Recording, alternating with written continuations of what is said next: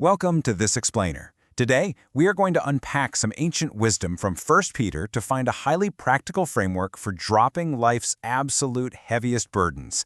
If you've ever felt completely exhausted from trying to hold your entire life together, well, you are in the exact right place. We're going to bridge the gap between our deeply personal daily anxieties and some massive theological concepts.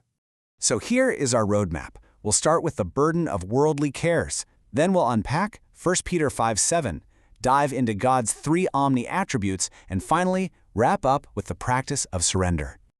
All right, Section 1, the burden of worldly cares and the heavy weight of daily anxiety. I want you to really think about that heavy backpack of worries you lug around every single day. You know what I mean, right? When finances get tight, when health concerns pop up totally out of the blue, or when the uncertain future of your kids just presses down on you. Our natural human reaction is to tense up. We somehow feel like we have to hold it all together ourselves, trying to be the ultimate problem solvers of our own lives. Our sources point out an absolutely fascinating contrast here between human pride and God's capability. We as humans constantly overestimate our own abilities and grossly underestimate our inabilities. Honestly, when we insist on carrying our own anxieties, it's actually a subtle form of pride. We're essentially saying to the universe, "Don't worry, I've got this," when in reality, we really don't. Humility, on the other hand, is recognizing that we are not God. God is all-powerful, all-knowing, and actually possesses the supreme strength to handle the cares that are literally crushing us. Moving right along to Section 2, unpacking 1 Peter 5:7. Let's do a little linguistic deconstruction here. You have probably heard this verse a million times. Cast all your cares on him because he cares for you. It's just one short sentence, but as we look closely, it is an absolute ocean of truth. It's not just some polite suggestion for when you're feeling a little stressed out. No, it is a literal active command to let go. So here is the crucial point. Cast does not mean to politely and carefully hand over your worries on a silver platter.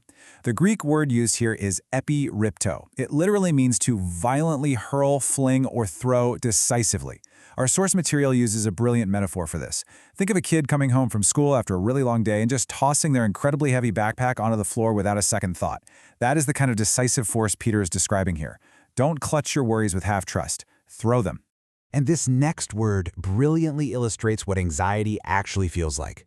The word for cares is merimna. The root of this word literally translates to be pulled apart.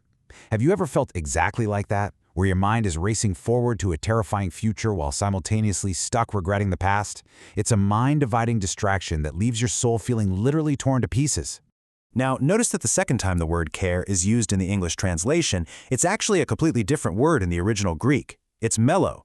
This word shifts the focus entirely. It describes a personal God who leans in close. It means to matter, to take interest, and to take charge. This isn't some distant, detached deity staring down from the clouds. This is a God who is highly attentive to the nitty-gritty details of your life. Your concerns don't repel him, they actually draw him near. If we synthesize all of that and translate the verse using these deep Greek definitions, we get something like this. Throw every mind-dividing distraction onto God because he himself is personally attentive to you, taking charge of what concerns you. Wow, what a beautiful, empowering invitation into freedom. It completely changes the tone from a passive wish to a dynamic, daily exchange of your heavy burdens for perfect peace. Which brings us to Section 3, God's three omni-attributes, our theological foundation. Logically speaking, why can we actually trust God to catch these heavy burdens when we hurl them? Because it's one thing to throw your problems, it's another entirely to know someone is actually there to catch them. As the source material suggests, if a deity were small enough for our minds to fully comprehend, they wouldn't be big enough for our needs. We need a big God to handle our very big problems. We rest our faith on the solid rock foundation of his eternal, unchanging character. From the very origins of Orthodox Christianity and Judaism, these three specific attributes have defined God's limitless nature, the three omnis. They prove exactly why he's capable of handling whatever anxieties we hurl at him. Let's break them down. First up, God is omnipresent. This is a combination of two Latin words, omni, meaning everywhere, and presence, meaning within close view. God completely transcends time and space.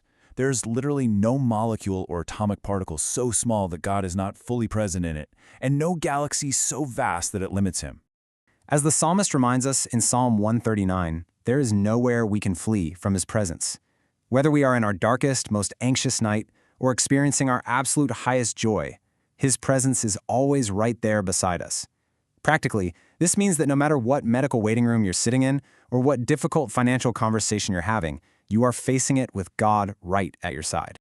Next, God is omnipotent. This means He holds absolute, supreme, unlimited power.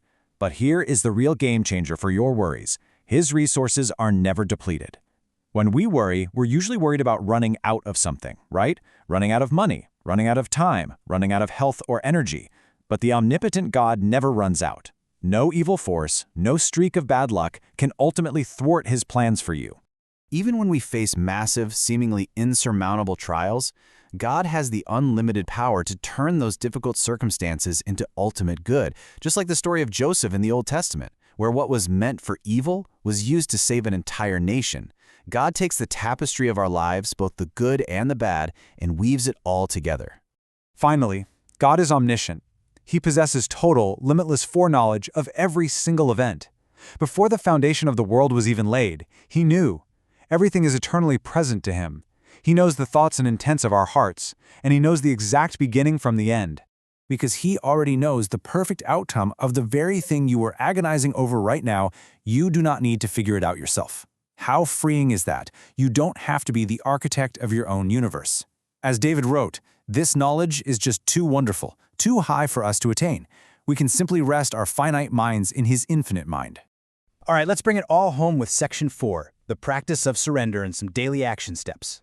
Deep theology is great, but how does it actually help you tomorrow morning when you wake up feeling overwhelmed? The framework suggests this simple 4-step sequence. First, name your worries specifically. Second, physically visualize hurling it like a heavy rock into the ocean where you can't get it back. Third, replace the empty space in your mind by declaring truths about those omni-attributes we just talked about.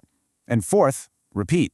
Surrender isn't a one-time event. It's a daily, sometimes hourly rhythm that builds your faith muscle over time. The text invites you to make this victorious declaration your brand new mindset whenever your mind begins to feel heavy and pulled apart. I will not carry what was never mine to hold. Remember, you were never designed to carry the weight of the world. You're called to be a steward, not the sovereign ruler. So knowing what we know now, that a supremely powerful, ever-present, and all-knowing God is actively leaning in, paying incredibly close attention, and waiting to catch your absolute heaviest burdens, what are you going to do? Will you keep wearing that exhausting, heavy backpack, or will you finally, decisively, fling it away? Thank you so much for joining me on this explainer. Until next time, keep learning, keep growing, and start casting.